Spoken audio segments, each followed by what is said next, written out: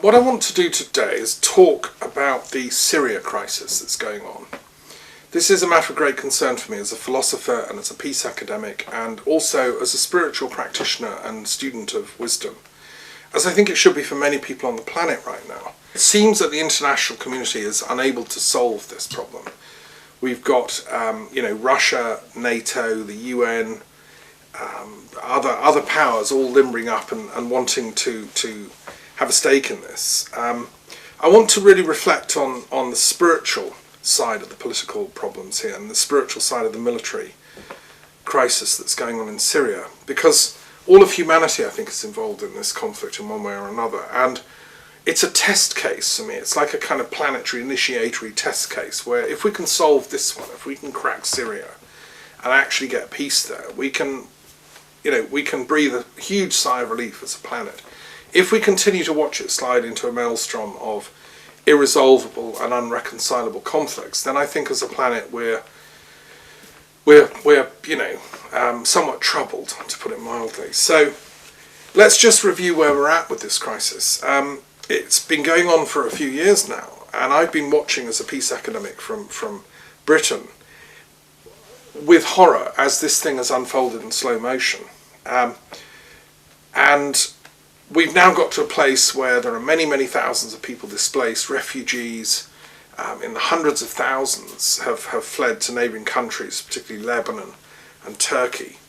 Over 1 million refugees. I mean, vast numbers of people have been made homeless. There are other people living in internal refugee status inside Syria, living in caves, huge displacements of people, and the human suffering involved here is horrendous.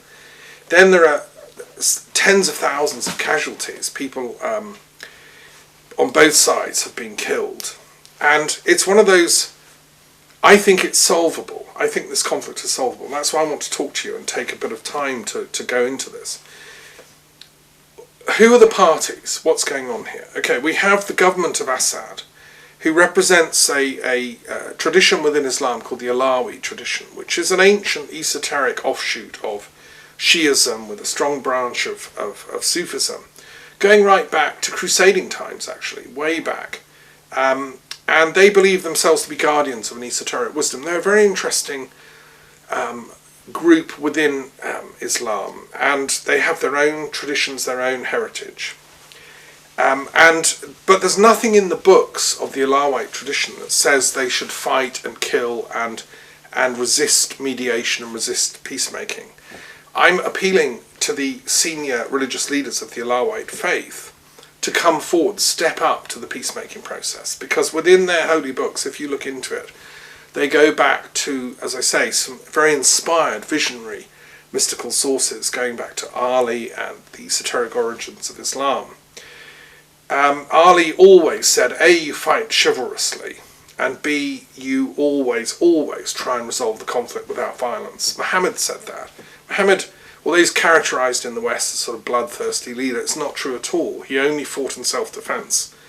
And although, there are debates among contemporary scholars of Islam that he was part of a tribal culture that used camel raids and so on as a thing of bravado, and there are some instances when Muhammad's leash on his followers may have not been as tight as Buddha might have liked. They liked their camel raiding, but he knew enough. Muhammad knew enough that you never aggressively attack unarmed civilians, women, non-combatants. There are very, very strict rules for warfare within Islam, and Ali exemplified that, and there are wonderful stories of his generosity as a fighter on the field. He would never torture, inflict untold sufferings on innocent or even not innocent people. Just torture itself is outlawed within Islam, and I'm horrified to hear that this kind of stuff is going on in Syria. So from the Alawite perspective, there's centuries of investment in ensuring that they follow the right path, which, as they see it, is very comprehensive. They draw on Christian inspiration, and in some of their ceremonies and rituals they acknowledge the Christian presence in that region, which is very, very ancient. And it's the region that St. Paul experienced on the road to Damascus, for instance, and many early Christians were around in Syria. It's also thought that Muhammad himself was inspired by meeting a Christian monk in Syria, because Muhammad was coming up doing trading to Syria, Damascus, all the way from Mecca. It was an established route. And indeed, it's not so far-fetched to say that Muhammad's mission as a prophet may not have even happened had not a particular Christian monk in the desert, a recluse, a Gnostic of some kind, recognized and pointed out Muhammad as the next prophet, and actually said, get him back to safety in Mecca. He must be kept hidden because he has a great mission.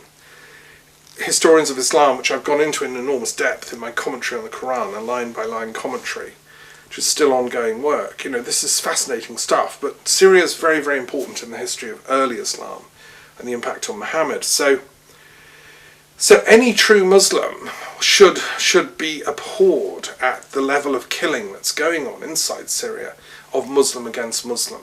All true Muslims throughout the world, and I'm appealing to you really, should be doing all you can, stretching every nerve and sinew to prevent this war going on.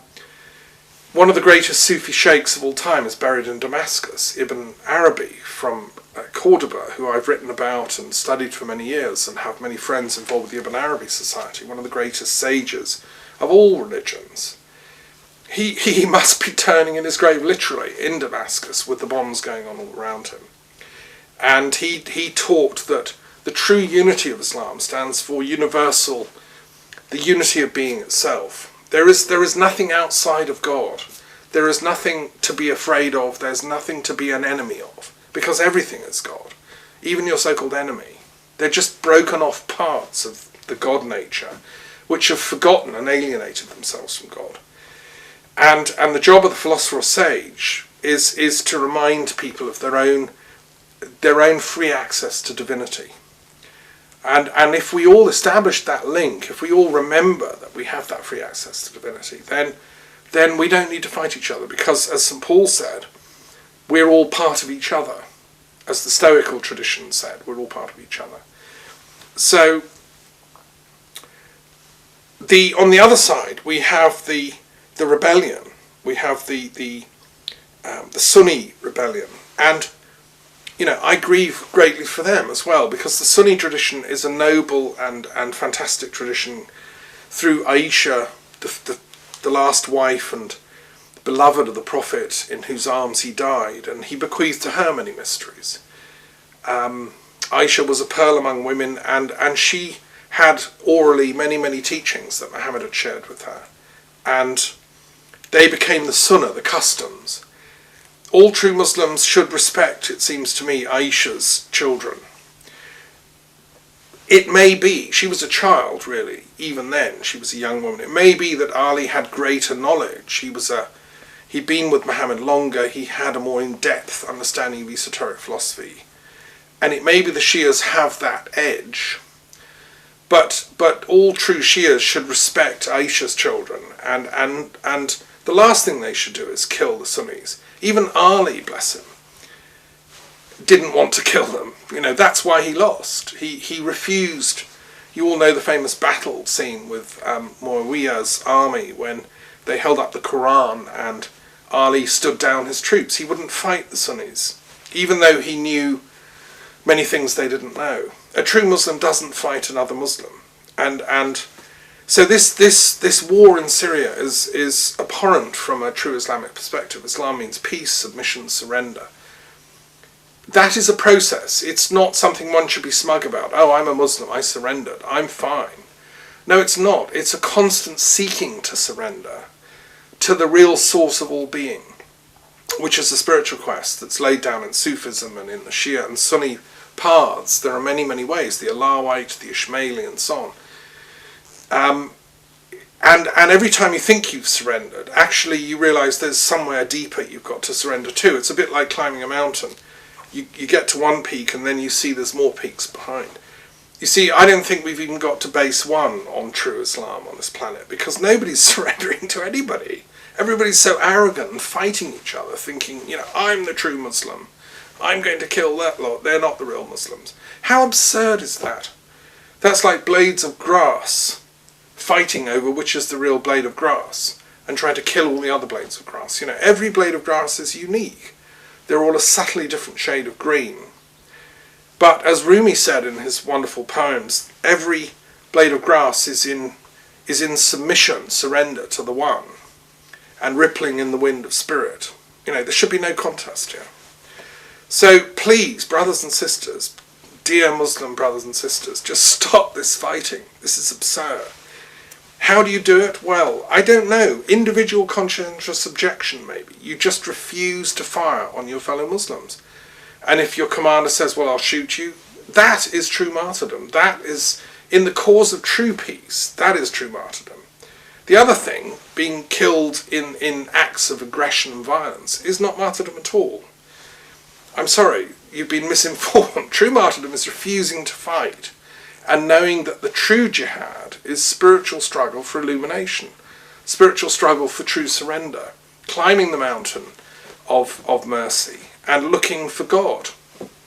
The true Islamic way to deal with people that think they're your enemy is to invite them in for coffee, give them mint tea, talk to them about the mysteries of the Quran. Hold up the Quran and say, look, I don't want to fight you, brother, sister. I'm sorry. Make up. It's not too late. I know many, many people have died in this conflict, but it's still not too late. If that divine mercy chooses to descend on Syria, as it would, in an instant, then we could get peace there. It's not beyond the power of God to bring peace here. We humans can't do it.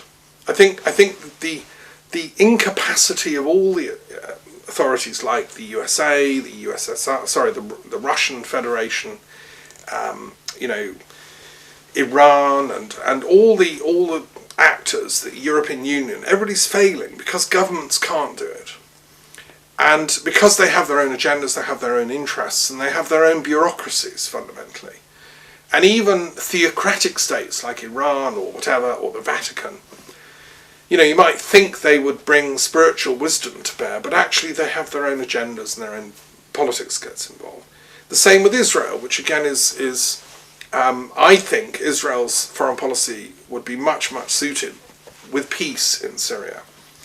The last thing Israel wants is for this conflict to spill over into Lebanon, into Israel itself.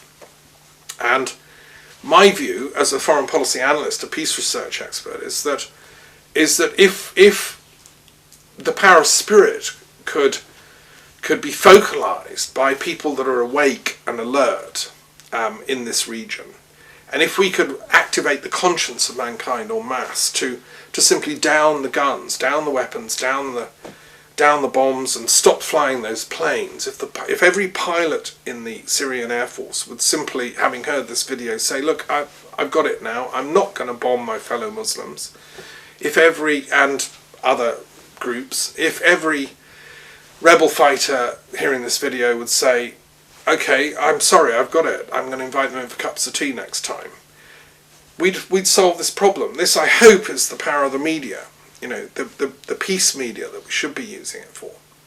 Now then, Hezbollah's got involved, okay, which is now fighting with the Assad forces, although a Shia group funded largely or supported by Iran.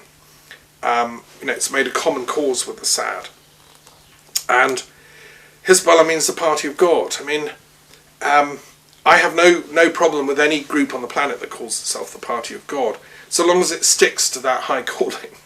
And as I think I've tried to explain in this little summary, a true party of God would always seek to use non-violence, first and foremost. So I sure hope that Hezbollah, as well as having very trained fighters, also has trained mediators, non-violence specialists, and people who are aware that Islam is ultimately about peace building, about friendship building, about trust building, and ultimately about love. We humans have a need for friendship, fellowship, and love.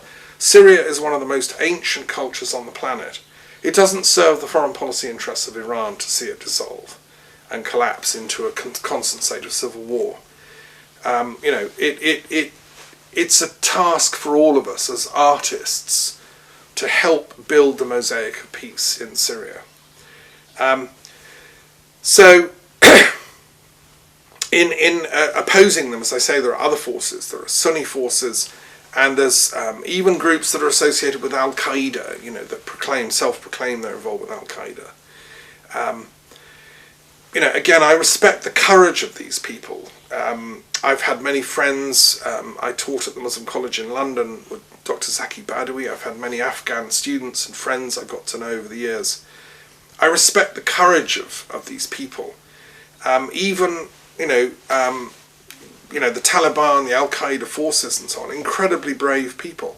I just think it's misguided what they're doing and what you're doing, which is using physical force, outer force and violence to make the point about God's supernatural sovereignty over the universe. If God is really God, you don't have to use physical violence to prove it. God doesn't.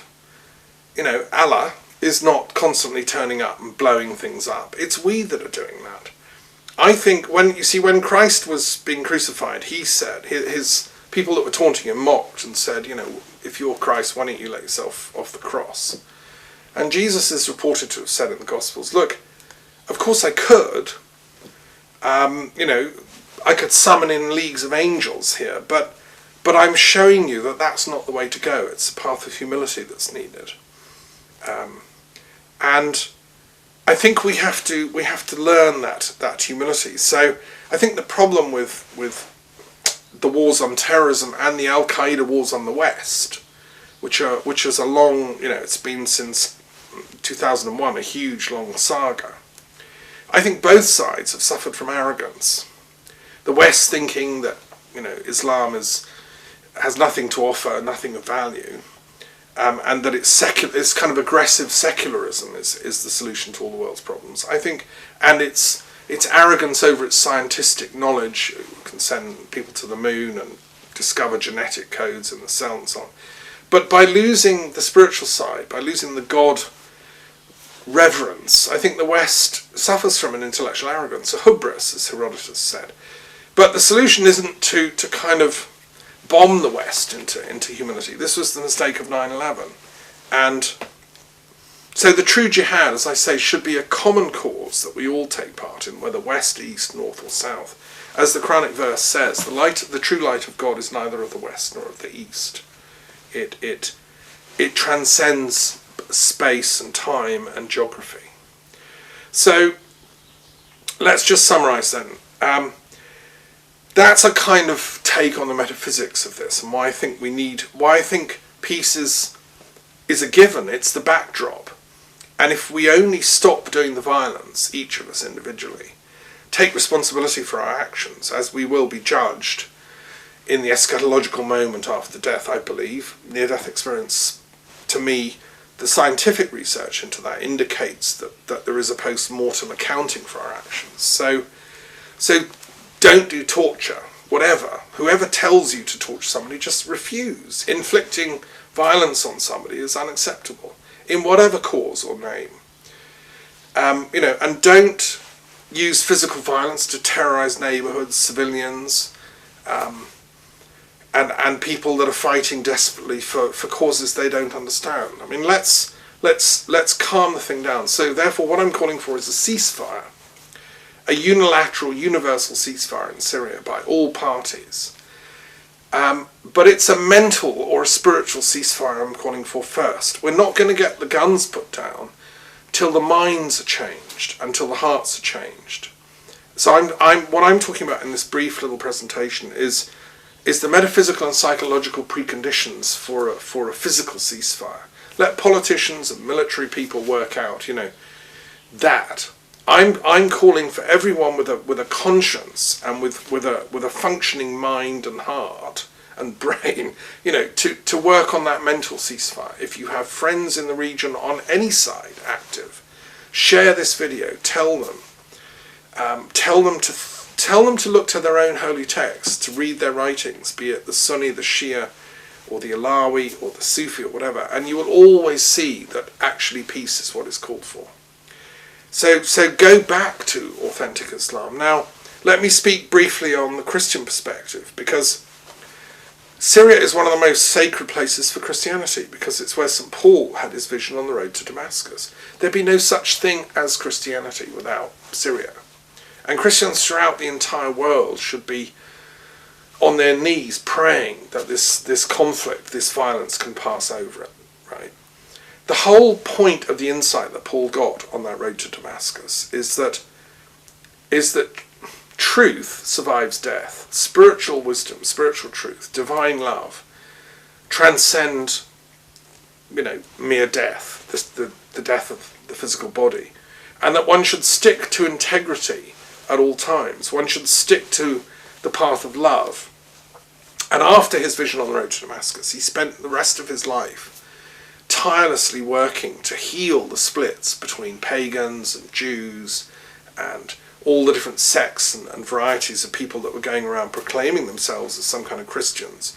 He was saying, look, let's all live as one fellowship. He didn't, I think, see himself as proclaiming even a new religion. The church as such was for him just a manifestation of a spiritual phenomena which he'd experienced and which was kind of blowing through the generation of that time. Now, I think St. Paul would be deeply saddened at this fighting going on in Syria. It's shocking to anyone of a Christian sensibility on this planet. And I think the Christian should simply be there going amongst all the others and urging them all to stop fighting. Any authentic Christian, really, Catholic, Orthodox, Quaker, Protestant, I don't care what you call yourself, you should be non-violent in this. You should be refusing to fight. You should be encouraging your Muslim brothers and sisters who you've lived amongst in peace for centuries to please stop this fighting, this madness. Work with them, set up educational groups, set up study groups, set up prayer groups, help with humanitarian aid, encourage them to remember to love each other. Muslims are beautiful people. They're the brothers and sisters of Christians. We're all one big family. We're all under the one Allah, the one Elohim. And it's totally antithetical to the spirit of Christ to wish for this conflict to be continued. Now, President Assad, I would just address you personally in this to say that you studied for many years in London. You taught in a London hospital. I think you met your wife in Britain. And I think you have a moral duty to this country to do all you can to prevent this violence going any further. You're an intelligent man. I've heard you speak. You're an educated man. I think you will resonate with what I'm saying. I think you will try and do all you can to prevent this fighting. And you can send out positive messages through your speeches, through your diplomatic endeavours to ensure that this fighting is brought to an end at the soonest possible juncture. And from a British perspective, fighting Syria like this is not what we want. We want peace in the Middle East. We want the advancement and progress and well-being of the people of the Middle East, all the nations. In a sense, this is all the chaos at the end of World War I when the Sykes-Picot Agreement set up Syria. We want this to hold. We want this to be a truly peaceful country. I've worked and visited with people who worked with Lawrence of Arabia, for instance, and I know he would be mortified at what's going on in Syria today. These people gave their lives that the people of Syria should be free and living in peace. It's an ancient and noble culture, and if you can only remember to love each other more than you hate each other, it's just a very small flip, but it's regaining your humanity that's at stake here. Now, just to say also from the Israeli perspective, I have many friends in Israel. I care deeply about that culture, and that country also emerged out of World War I and the chaos. There's still not a real peace here, is there, between Syria and Israel, and that's a factor in the Golan Heights. The control of the border crossing into the Golan Heights occupied by Israel has changed hands between the rebel forces and the Assad government, which has reclaimed it recently. It could flip back the other way. There are threats. Israel has bombed some weapons convoys taking high-powered weapons to Hezbollah and has Assad has now said he would now attack Israel if they do it again. So the stakes are very high here. So much so that the Austrian UN peacekeeping force has said it's too hot, we're going home, which is, with all due respect, a bit daft. As one commentator said, surely that's why they're there. And for 50 years they've been there and nothing's been happening, and now the minute something happens they all go home. So, well, I think British or Irish or Canadian peacekeeping troops should step up to the plate and replace the Austrians, because the UN does need to be a buffer there. But I just want to say that from a Jewish perspective, from an Israeli perspective, again, I would say, as I've said from an Islamic and Christian perspective, that from the Jewish perspective, peace is also the greatest gift mankind can benefit from, and it comes from the divine. If we are faithful to Elohim, to the source, to the divine intelligence that put us here on this planet, we will not kill our brothers and sisters. In the Torah, in the Talmud commentaries on the Torah, it says a pious Jew should not only never attack another Jew, but also should never attack someone from another faith. Whatever their path, non-violence is actually the closest way and the easiest way to fulfill the law of God, the authentic Torah.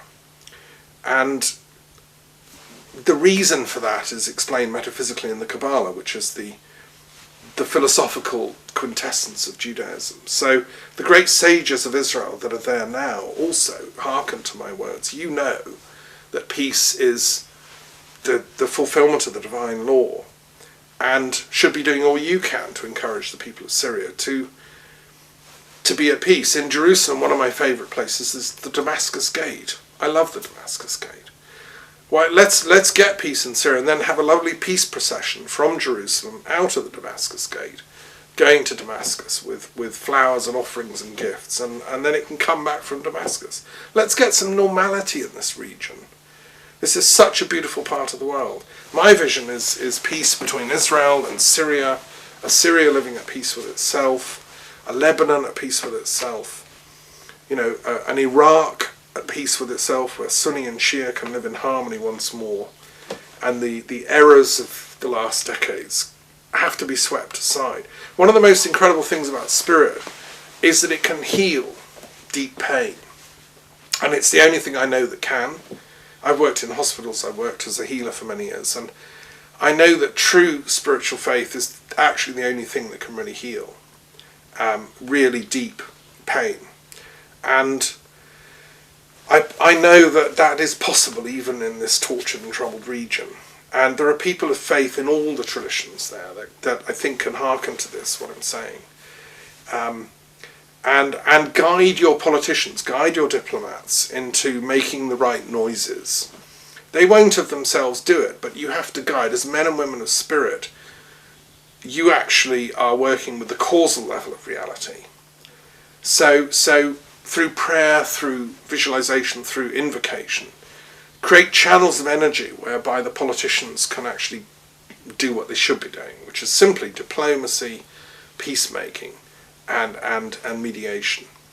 And I think then the forthcoming talks between Russia and America, which are sponsoring a bilateral kind of peace conference in Geneva, let's hope that bears some fruit, that actually they start earning their salary, all these diplomats. But all we can do is marshal the forces of light, and just as Ibn Arabi would have said, remember that divine unity that we all come from. And Socrates also pointed out that true knowledge comes from remembrance. As we remember that divine unity, these nightmares that we're going through, we waken out of them like a bad dream. So look, brothers and sisters, there's my message. And there's a website connected with the Centre for Peace Policy Research, which I run in a castle here in Scotland in the Highlands. You can find out more about it. And I've just published a book on why a peace policy for Syria is needed. You can read that, you can download a copy of it. It's available online, and this little discourse is part of that ongoing project, which is to shift mankind's thinking away from military and security and intelligence and foreign policy, right, which is a huge multi-billion-dollar industry all over the planet. Every government has think tanks, army colleges working on defence policy. I'm just saying, very subtle shift, folks. Let's start thinking about peace policy. How can we build a world at peace unless we start thinking about the policy issues implied? It's a moral duty, as Kant would say. This is a moral imperative that we start thinking about peace policy on the planet. And what I'm running here at the castle is the first such institute on the planet. And you can read more about that on our website. And if you want to help, if you find what I say of value to you, and if you're an academic and a scholar and a scientist, social scientist or natural scientist, please get in touch. We need help to make the case in a series of publications. Science itself, I think, can demonstrate that what I'm saying is true. And war, violence, as Einstein said, one of the greatest scientists of the 20th century, just doesn't solve anything.